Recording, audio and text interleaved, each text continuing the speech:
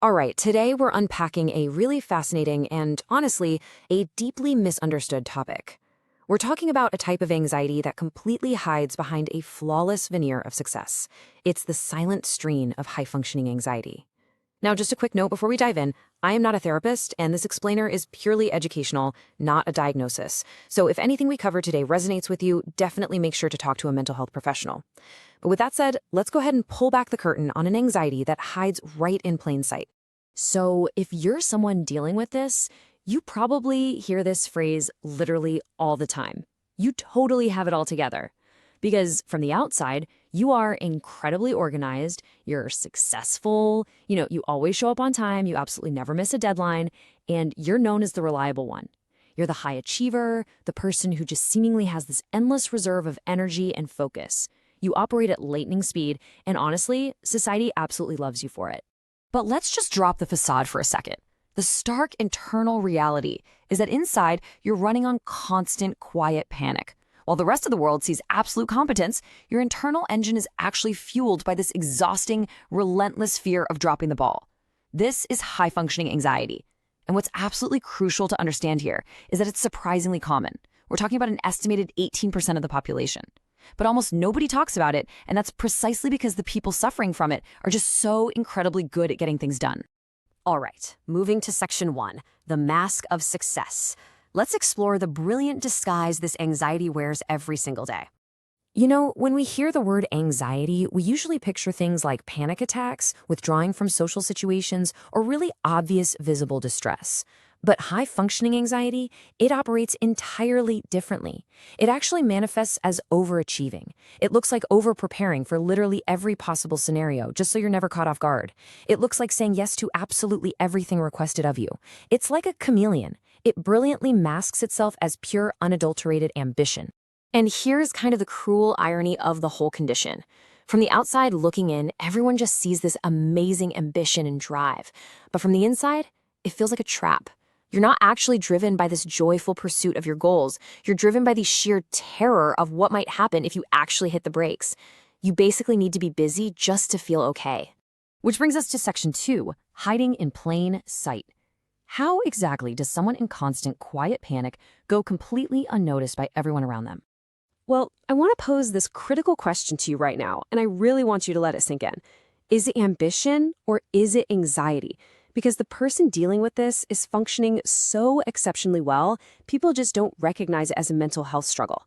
I mean, think about it. If you're getting promotions, running the PTA, and organizing all the family events flawlessly, nobody is going to pull you aside and ask if you're drowning. Your success actually becomes the very thing that blinds people to your struggle. A really major component of this is what our sources identify as compulsive busyness. This is essentially feeling a desperate, almost physical need to be busy just to feel okay or to maintain some sense of stability. It's like you're using relentless productivity as a shield, right? A shield to avoid the discomfort of being still or just being alone with your own thoughts. If you stop moving, well, the anxiety catches up to you, so you just keep moving. And here is the ultimate catch. Productivity gets praised, so the discomfort completely goes unnoticed. Society deeply, deeply rewards people who get things done. You get bonuses, you get promoted, you get the world's best employee mug. Because this outward behavior is just so highly valued in our modern hustle culture, you actually end up getting praised for the very coping mechanism that is completely exhausting you. Okay, section 3, the hidden costs. I know slowing down can be really terrifying, but we actually need to model that stillness right now to address the severe internal toll this takes. See, overachievers rarely slow down long enough to even notice their body's own alarms. But there are these quiet, frankly devastating warning signs. There's chronic fatigue, and I'm talking about an exhaustion that doesn't just magically go away with a good night's sleep. There's physical tension, where your body literally carries the stress of constant achievement right in your shoulders, your jaw, your back. There's that internal panic we mentioned earlier, and this active avoidance of stillness. But honestly, perhaps the most telling sign of all is the absolute inability to relax without feeling a deep sense of guilt. Like finding it totally impossible to rest without feeling like you're somehow doing something wrong. And that guilt, it stems directly from what's called the earned rest mindset.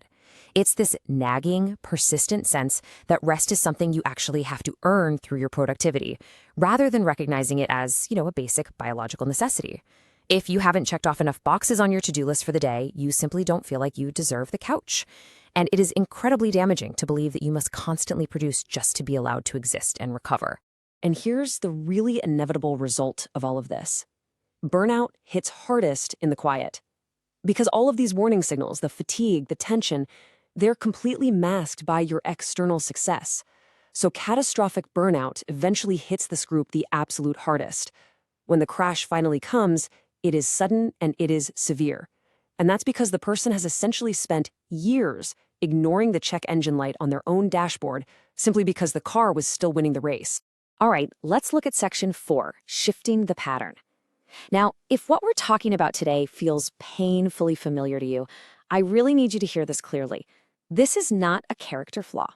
It's really not. It is just a pattern. And the good news is, patterns can absolutely change. You do not have to live in a state of quiet panic forever. So what actually helps here? Well, our sources outline some really real grounded steps.